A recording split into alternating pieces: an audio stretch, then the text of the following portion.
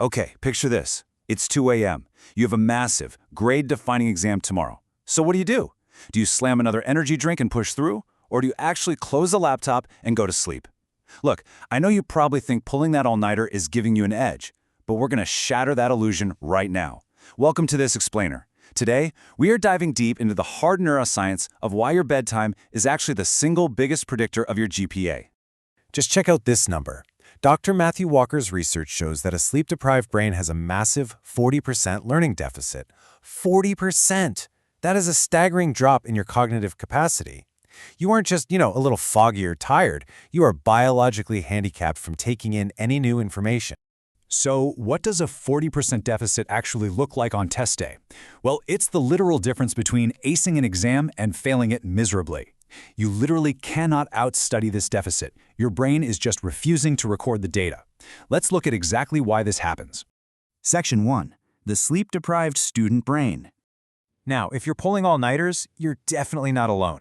It's a massive systemic crisis on campuses right now. Just to put it into perspective, recent data shows a staggering 72.6% of nursing students in clinicals suffer from poor sleep. Think about that for a second. These are students trying to learn highly complex, literal life-saving procedures, and nearly 3/4 of them are trying to do it with a compromised brain. To really understand the damage here, we have to look at the hippocampus.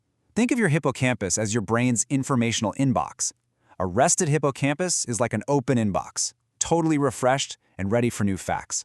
But a sleep-deprived hippocampus, it completely shuts down. It literally bounces incoming files. You could read that same textbook chapter 5 times in a row, but the email simply isn't delivering. And these fMRI scans actually prove it. You can see the memory networks effectively going totally offline.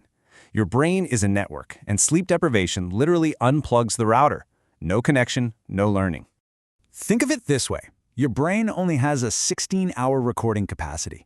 It is exactly like a biological USB stick.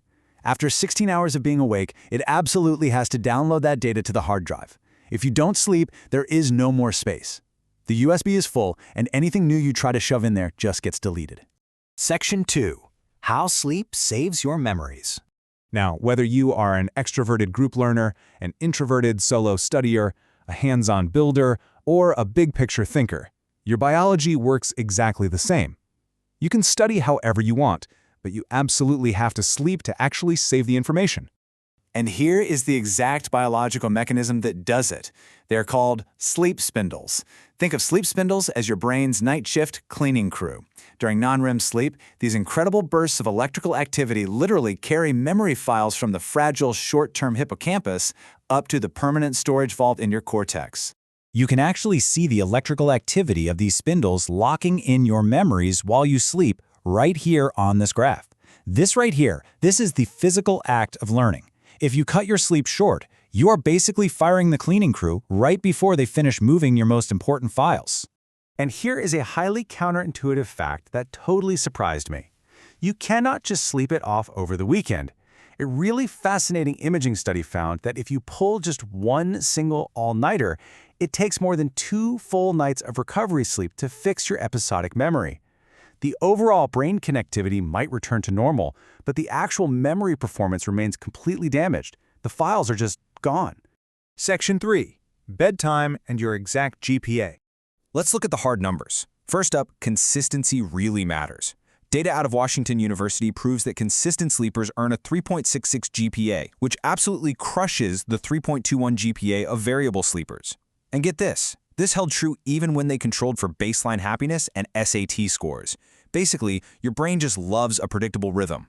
But duration is where things get really wild. Carnegie Mellon researchers ran a massive multi-institutional study, and they found that your end-of-term GPA drops by a brutal 0.07 points for every single hour of sleep you lose below average. That is literally the difference between keeping your scholarship and losing it. And they filtered out course load, gender, and past grades. This drop is purely 100% biological. And guys, there is a hard limit to what you can survive. Deeping under 6 hours of sleep isn't just unhelpful, it is a biological cliff. Under 6 hours, your cognitive abilities actively regress below your baseline. You start accumulating this massive sleep debt that compromises your entire system. Now, think you can just nap it off the next day between classes? You really can't.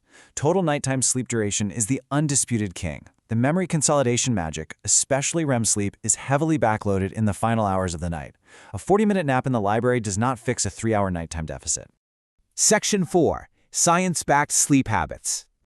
All right, so here is your science-backed blueprint to start fixing your sleep tonight. Step 1. Set a rigid 8-hour sleep window. Seriously, make it non-negotiable. Step 2. Stop scrolling an hour before bed. You have to stop suppressing your natural melatonin with that blue light. And step 3. If you're lying in bed stressing about exams, try using basic mindfulness or CBTI techniques to quiet your brain down. I want to leave you with this amazing quote from researcher Dr. Tim Bono. He says it best. Stop wearing sleep deprivation as a badge of honor, and don't compete in the suffering Olympics.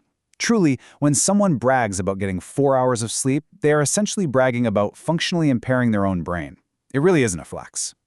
At the end of the day, biology always wins. The data is crystal clear. If you want the grade, you have to let the night shift cleaning crew do their job. So, what is your current sleep debt? And what habit are you going to change tonight to hack your GPA? Let us know down in the comments. Thanks for hanging out with me in this explainer, and I'll see you in the next one. Go get some sleep.